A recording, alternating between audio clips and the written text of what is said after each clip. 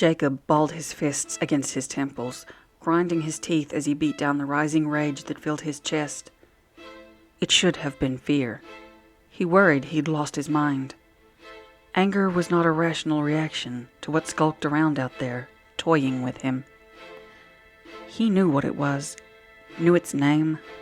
The sane thing to do was run as far and as fast as he could and never look back.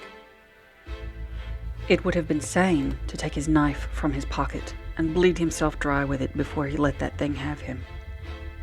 He forced his wet, shaking hand into his pocket, his fingers closing hard around the knife. It would be easy, the easiest thing he had to do in the darkness of this terrible place. 2 quick cuts and a little time, that's all. But he couldn't do it, and he jerked his hand from his pocket. He couldn't do it, not with the knife Melanie had given him for his birthday. It meant so much to him, to both of them. The thing in the dark rattled an inquisitive sound, and Jacob bit the inside of his cheek, the taste of copper flowing over his tongue. He couldn't think about her. He had to keep Melanie out of his thoughts, out of his mind. Anyone he had ever loved had to be stricken from his thoughts for the rest of his life, however brief that might be. That's what had happened to the others.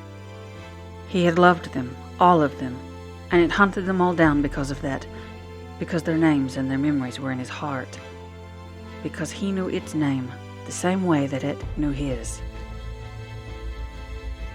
Those stinging bits of waxy string under his skin wormed their way deeper and deeper into his flesh, millimeters at a time. At first he thought they were seeking the beating of his heart. That would have been better. That would have killed him eventually and brought an end to this nightmare. They weren't designed to kill him, or even to harm him. What they did was slowly eat his memories, devouring every happy thought he'd ever known. What they did was siphon off who he was and feed him memory by memory to that thing in the dark. If he had just listened to Rachel, she'd told them all not to go down there in the dark. She'd known, somehow. She'd pointed out to all of them that there were no bugs down there, no vermin in the wet dark. She'd known that there was nothing alive in that place, nothing that mankind was ever meant to see. It had been an accident. A simple, ignorant accident. They hadn't meant to. They didn't even know it was down there. How could they? Who could have imagined that anything so terrible actually existed? But they had done so much more than just see it. They had opened the doorway to its prison and set it free. Maybe they hadn't done it alone. Maybe Julia had helped them, even if she didn't mean to. But that was all right. He could forgive her. He knew that she was different. He knew about her because he shared a link with the thing in the dark. He knew that it held her so very dear. Honeysuckle. Its distant thought crept into his mind. As it mentioned her, he heard its voice lacing with admiration. "Yeah," he whispered in response. "I know you're honeysuckle." It knew he was there. It knew what he was thinking. It knew his thoughts, and he knew its. They were a part of each other now. He guessed they always would be. He'd been down there almost 24 hours now, and not seen it. It stalked him, keeping an eye on him, but it never touched him. It didn't want him or his life. He had come back looking for someone he loved. He would never find her. He knew that. It told him that. It wouldn't let him have her back. But he had to try. He had to face it one more time. He had to know what it was, where it had come from. He had to know what it had done to him, what he was becoming. "Boy of the hidden way," it whispered into his mind. "Honeysuckle will show you. There are no answers here. Leave my dark and go into hers."